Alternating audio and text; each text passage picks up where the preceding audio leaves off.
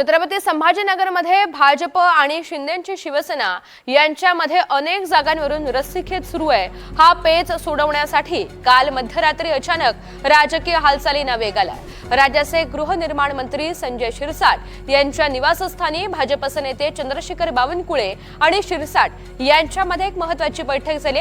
मध्यरात्री झालेल्या या गुप्त बैठकीमध्ये युतीबाबत चर्चा झाली, पण या बैठकीमध्ये देखील ठोस निर्णय झालेला नसून आज पुन्हा एकदा स्थानिक नेत्यांची बैठक होईल अशी माहिती मिळते।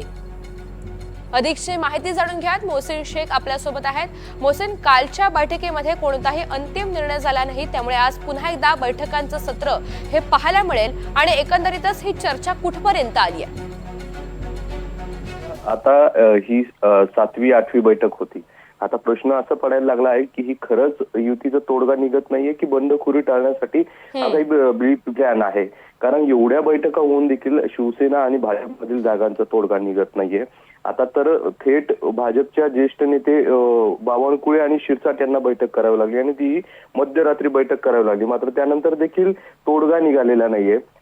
शिवसेनेकडून 50-50चा फॉर्म्युला दिलेला आहे। मात्र जी माहिती मिळते त्यानुसार भाजपसाठी 55 आणि 35 जागाचा शिवसेनेसाठी प्रस्ताव दिला होता, त्यावर शिवसेना राजी नाहीये आणि त्यामुळेच हा किचकट जो युतीचा तिढा आहे तो वाढत चाललेला आहे। आता उमेदवारी फॉर्म भरण्याचे शेवटचे काही दिवस राहिलेले आहे। असं असताना देखील तोडगा निघत नसल्यामुळे कार्यकर्त्यांमध्ये देखील संभ्रमाचं वातावरण आहे आणि जी माहिती मिळते त्यानुसार आता आज देखील एक स्थानिक नेत्यांची बैठक होईल आणि या बैठकीनंतर तरी काही तोडगा निघतो का हे पाहणं महत्त्वाचं असणार आहे। अगदी धन्यवाद सविस्तर माहितीसाठी।